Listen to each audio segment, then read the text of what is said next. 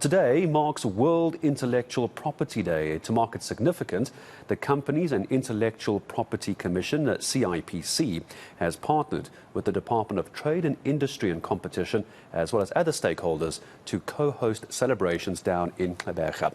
Now, this year's theme, very important, Women and IP, accelerating innovation and creativity. Let's find out exactly why there's so much to celebrate. I'm joined by CIPC Commissioner, Advocate Rory Voller, this morning. Advocate, so good to have you on eNCA. I appreciate your time. Very important theme. Tell me about the thinking behind this. Why go that angle?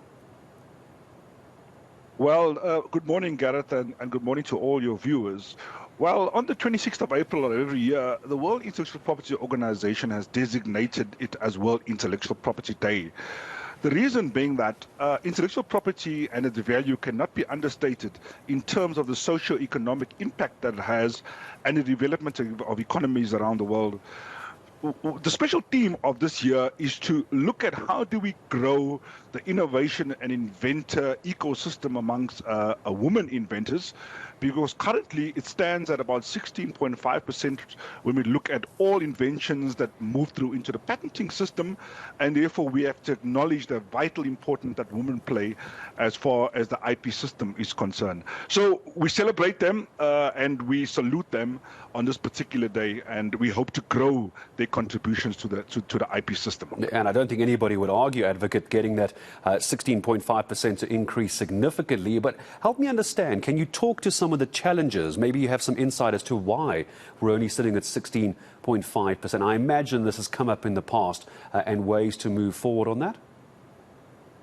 Well, when we look at the way that the ecosystem has been developed, it has been quite male-dominated in terms of those who work in research laboratories, those who deal with innovation, those who deal with try to invent new technology and systems.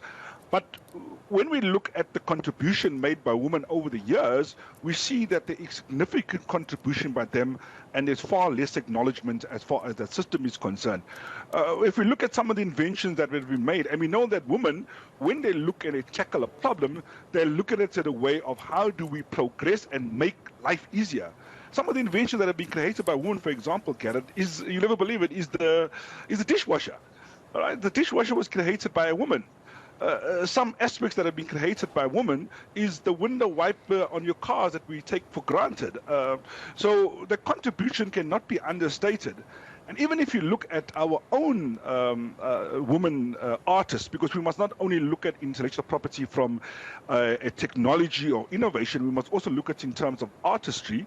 We can look at our own Esther Maslangu, for example, an indie artist, artwork. She's somewhere in her 80s now, and she has developed so much intellectual property in our artistic works that has been acknowledged that even in years gone by, some of it was used in the BMW cars and BMW adverts. Right. So we have to look at how do we continue to build that, how do we continue to partner throughout our innovation labs and our research institutions throughout the country in order for us to make sure that women play a vital role in this particular part of growing the IP system. I always remember a wonderful joke when I was growing up. I don't remember who told me it, but how do you know when a woman has invented something? It actually works and works properly. That's how you actually know that a woman had invented something, and I couldn't agree more. So when we now talk about CIPC involvement in this, Advocate, I'm going to leave this as a last question to you.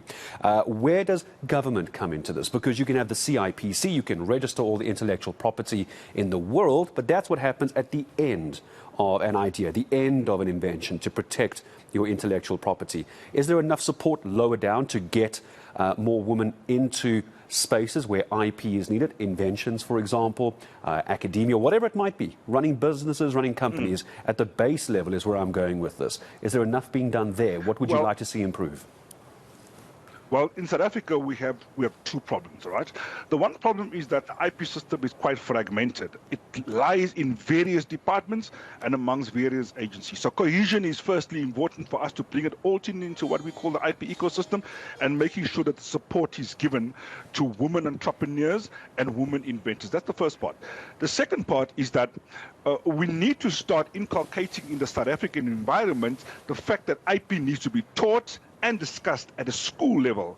We do a lot of work in universities, and a lot of great inventions, a lot of commercialization of aspects of IP come out of universities, but we need to start talking about IP from school children. You know, we talk about the new generations. Many of them don't want to have normal jobs. They want to be inventors, they want to be entrepreneurs, and therefore they need to know how to use the IP system in order to grow that. So we need to partner with the education department to grow women entrepreneurs and women inventors. We need to speak directly to the heart of how do we bring it into the education component, moving from schools into universities, and therefore the whole discussion needs to be cohesive in nature in order for us to ensure that the support is given to our young women and our young inventors coming through the system. Yeah, I think it's a great idea. The earlier on in school that you can start talking about things like intellectual property, what I would believe it does is it starts getting the youngsters thinking along that line. It starts getting them into that mind space already as to what plans could look like if they leave and when they leave school as well. Earlier the better. Advocate, I'm going to say thank you very much for your time this morning. Commissioner of the CIPC Companies and Intellectual Property Commission. That's Advocate Rory Voller.